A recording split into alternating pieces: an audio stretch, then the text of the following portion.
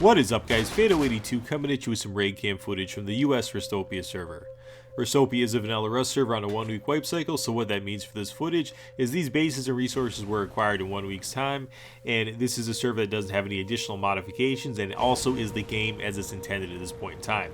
Right off the bat, you're looking at a clan that's rolling out to raid a base here, but they're stopping for a blood sacrifice. I believe they're trying to appease the raid gods by sacrificing an innocent Newman here, and I have to say, guys, that this scene was horrifying. It is what it is. It is a large group raiding what looks like a new player here or a fresh spawn, and it was horrifying to witness that female character model in the naked state there getting blasted by flames through the door and just getting raided by arrows, and she's trying to pick them out. She's trying to repair the door.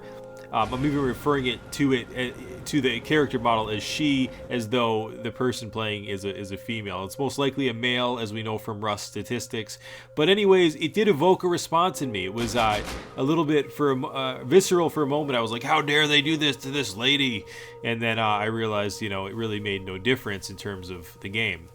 But this is something you never want to see in Rust. This is a raid party rolling out under the cover of night, and it's smart to use the cover of night to do this because on high pop servers like Restopia, Rustified, these servers have lots of people on, hundreds of people at a given time at certain times, and movements of this size will be called out very quickly. So night is really the only advantage that you have when you're moving in formation.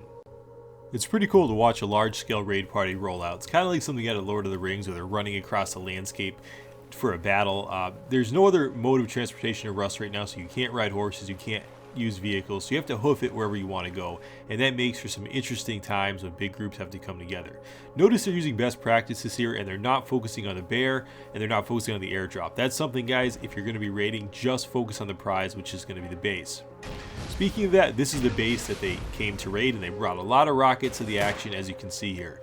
I wasn't able to record the first part of it because my recording software actually messed up, but when I started recording, this was approximately 7 minutes into the raid and as you can see, a lot of damage has already been done. So the raiders used best practices here, and they pushed forward into the base very quickly using rockets, and it wasn't something that was paced. It was quick, and that's exactly what you want to do. They took the defenders by surprise here. The furnaces were still running. Some defenders weren't here and had to spawn back in at the beds. So it was a chaotic scene, and there wasn't a lot of opposition before the raiders were already inside the base. It doesn't mean there's not opposition, however, but it happened so quick the defenders really didn't have time to react. As you can see, there certainly was opposition, and bodies are lining up on that ground level floor there. The base has an outer shell to it that's hollow in some respects, but it is an area where it's not fully honeycombed, so a lot of fighting went on in there, and it was a point where the defenders could pop out of doorways, shoot down that hallway, which had a great line of sight exactly where the raiders had blown in, so it was effective. As you can see, the raiders have to go up here. They have to move vertically in order to raid this base. They can do that by jumping on top of one another, boosting, as it's referred to get up to the floors, and they're doing this one by one, going up each floor systematically.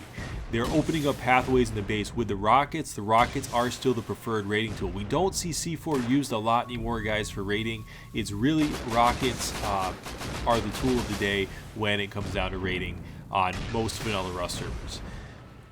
So as you can see here, what this is turning into is, check this rocket out, guys. This rocket flew out the window, up over the base, and almost hit a Newman down here in the woods. So there was a Newman down there in the woods. I'm not sure if he was a player spawning back in and joined the fight, but he almost took a rocket to the dome. How random is that? That rocket flew not only out the window, but missed a sheet metal window on the outer perimeter there, and flew over that and almost killed a Newman. That was some cool shit to see, and that's something that doesn't happen too often. I wish it hit the Newman. That would have made it more epic, but it was still good stuff. As you can see, the defenders here are taking up positions in the different battlements they have. They're using the tower, the roof, to be able to get an advantage, which is going to give them some height. The raiders have made their way up into the middle of the base here, and they are using the flamethrower to destroy deployable items, which are those beds, which are the respawn points for the defenders. As you can see, the flames do a nice job of cutting through those bodies and also the beds. In terms of the defenders here, they're doing one hell of a job. they're posted up in various levels of the base here. On each floor, they are holding down key choke points that are critical for this base. They're also using the traps here, the doorways, to be able to open and close and then fire from. So that's how they're using those trap doors. Notice that they're also fighting through basically one hole in the base here. These defenders are not despawning their loot.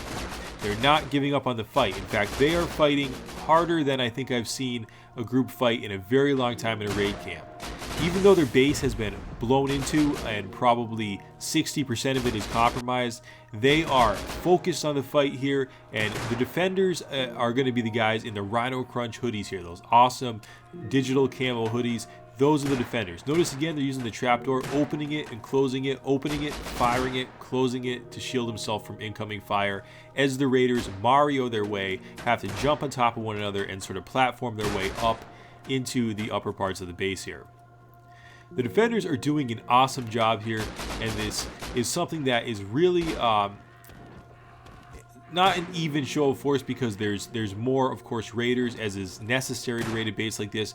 But in terms of the fight, it's about even, because the raiders are aggressively going into this base, and the defenders are aggressively holding every position that they have in this base. They're not giving anything to the raiders, and they're not despawning their loot. They're saying, if you want it, come and take it. And that is the title of this YouTube video.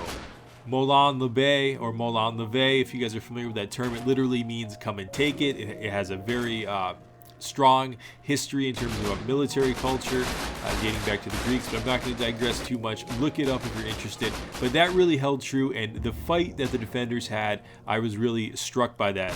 They held positions here. You can see that Disco and another member are up here, and they're shredding through raiders who are coming up through one opening of the floor. These defenders are saying, we don't care if our base is compromised, we don't care if we're down to one by one, we're going to hold our ground in that one by one, and if you want our stuff, come and take it. You've got to get through us first, and we're going to use every last resource to fight.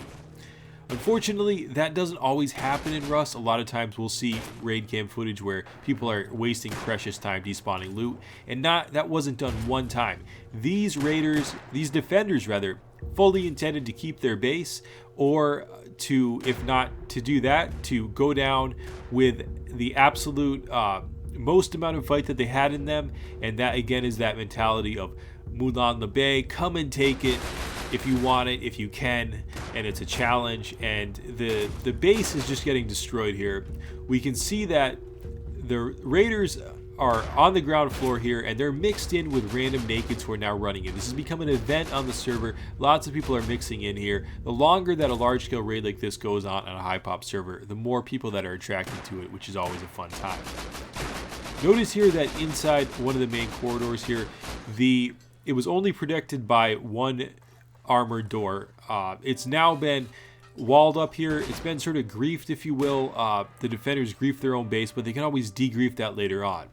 Notice again that as soon as part of the ceiling is blown open, the defenders are there to lay fire back down. So for every movement that the raiders make, the defenders are there to push them again back.